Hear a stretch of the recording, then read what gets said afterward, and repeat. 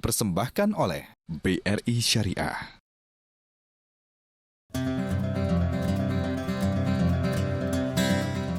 Indonesia, as a country with the largest Muslim population in the world, is ready to become the new economic power of the world, with Sharia economic system as its foundation.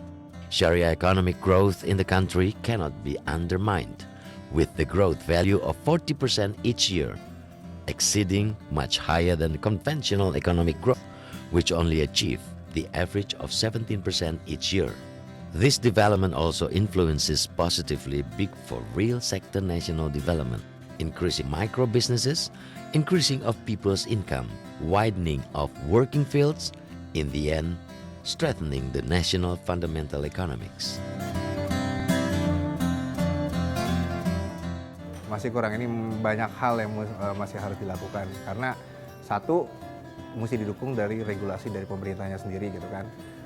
Dua adalah kesadaran dari masyarakat. Ketiga adalah orang yang mau turut serta atau memberikan kontribusi terhadap sistem syariah tersebut.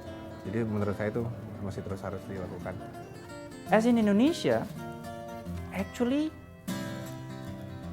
the basic root of Indonesian economic system, even before we gain our independence, I think there were so many things similar with Sharia, because they know, like I would call it paroan, which is simply revenue sharing, which is simply mudharabah in Sharia. They call it at that time they would call it something like they pay upfront for the crops.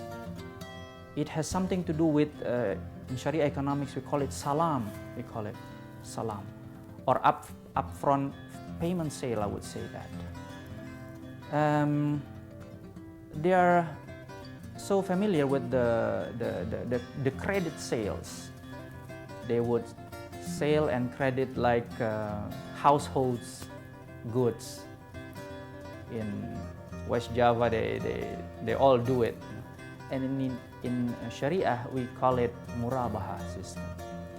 So actually, long before our independence, our Indonesian independence, people of Indonesia have already practiced the Sharia financial economic system.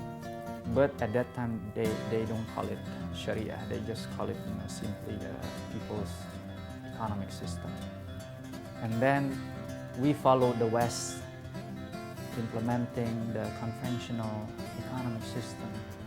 And we have been witnessing many downturns, many financial economic crises during our independence time, even till now. So then people look again into the Sharia financial economic system. And this time they should look at not just an alternative, but it has to be the solution of all the problems.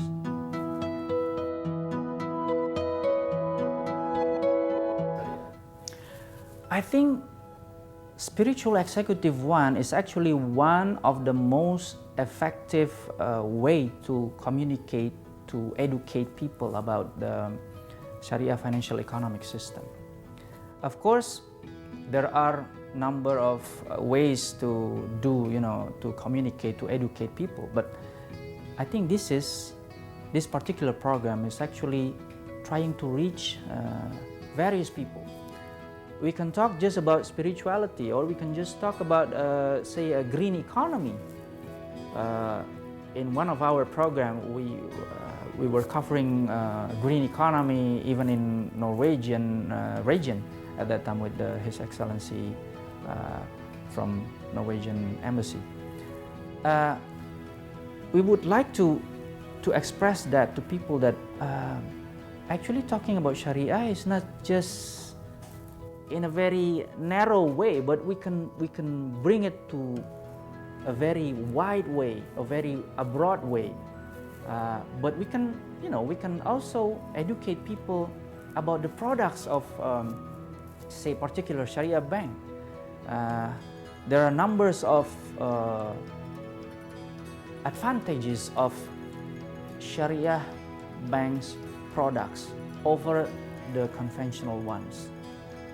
And yes, I believe that we have covered that in some I think several, not just one, yeah, several episodes at that time, trying to educate people that many things, many products in Sharia banking industry are more sophisticated, but it should be more easy to understand.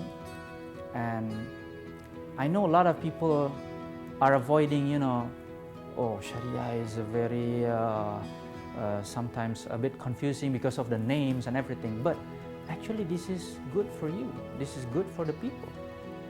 This is simply just another way to express it. And this particular program, Spiritual Executive One, is actually a program that tries to make it softer, so many people, many various people can really understand this, because we are talking about Sharia, we are talking about spirituality in their own way, in their own gesture. So they would love to dig more about Sharia, they would love to dig more about spirituality after they see the program.